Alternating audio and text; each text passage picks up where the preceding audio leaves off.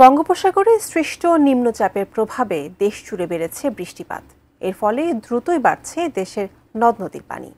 এমন পরিস্থিতিতে বেশ কয়েকটি জেলায় আবারও তৈরি হয়েছে বন্যার শঙ্কা।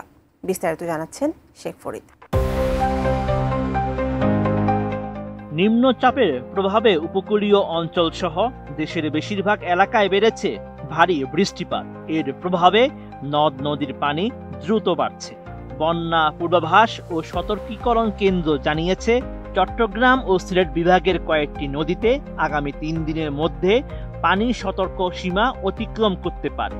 এতে দেশের নিম্নাঞ্চল, বিশেষ করে ফেনী, নোয়াখালী, লক্ষ্মীপুর, চট্টগ্রামে সাময়িক বন্যা পরিস্থিতি তৈরি হওয়ার প্রবল শঙ্কা রয়েছে। বন্যা পূর্বাভাস কেন্দ্র আরও জানিয়েছে, বর্তমানে চট্টগ্রাম বিভাগের মুহুরী, হালদা, গোমতী, ফেনী, সাঙ্গু ও মাতামুহুরী নদীর পানি বৃদ্ধি পাচ্ছে। আগামী 2 দিন পর্যন্ত এসব নদীর অববাহিকায় ভারী থেকে অতি ভারী এবং তৃতীয় দিনে মাঝারি ভারী থেকে ভারী বৃষ্টিপাতের সম্ভাবনা রয়েছে।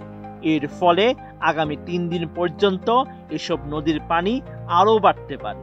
এছাড়া ফেনী জেলার মুহুরী নদী আগামী 2 দিনের মধ্যে সতর্ক সীমায় পৌঁছাতে পারে। RICL TMX, যুগের পর যুগ স্থাপনা থাকে মজবুত।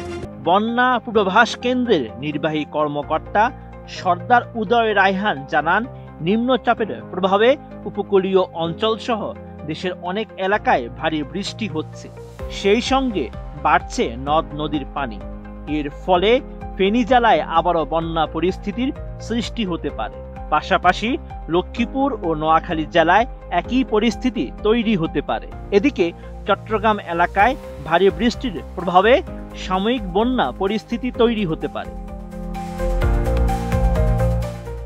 উদয় রায়হান আরও জানান, টানা বৃষ্টিতে নদীর পানি বৃদ্ধি এবং নিম্নচাপজনিত জলোচ্ছ্বাসের কারণে দেশের দক্ষিণ পূর্ব ও উত্তর পূর্বাঞ্চলের কিছু এলাকায় সাময়িক বন্যা পরিস্থিতির শঙ্কা রয়েছে।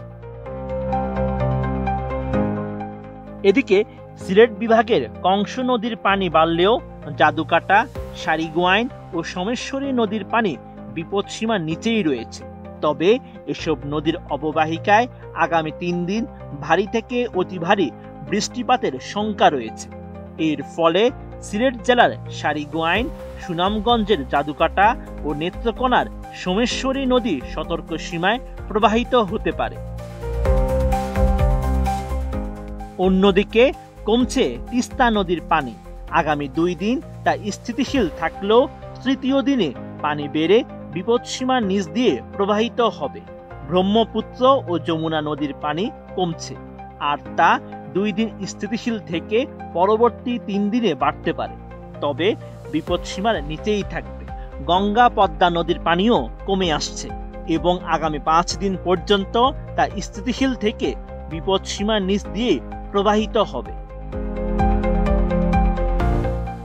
আবহাওয়া অধিদপ্তর জানিয়েছে, সাগরে সৃষ্টি হওয়া নিম্নচাপ বর্তমানে ভারতের স্থলভাগে অবস্থান করছে। এর প্রভাবে দেশের উপর মৌসুমী বায়ু সক্রিয় থাকায় উপকূলীয় এলাকায় ঝোড়ো হাওয়া সহ বৃষ্টি হতে পারে। কোথাও কোথাও ভারী বৃষ্টি এবং নদীর তীরবর্তী এলাকায় 1 থেকে 3 ফুট বেশি জলোচ্ছ্বাসের শঙ্কা রয়েছে। Sheikh Farid, ATN news.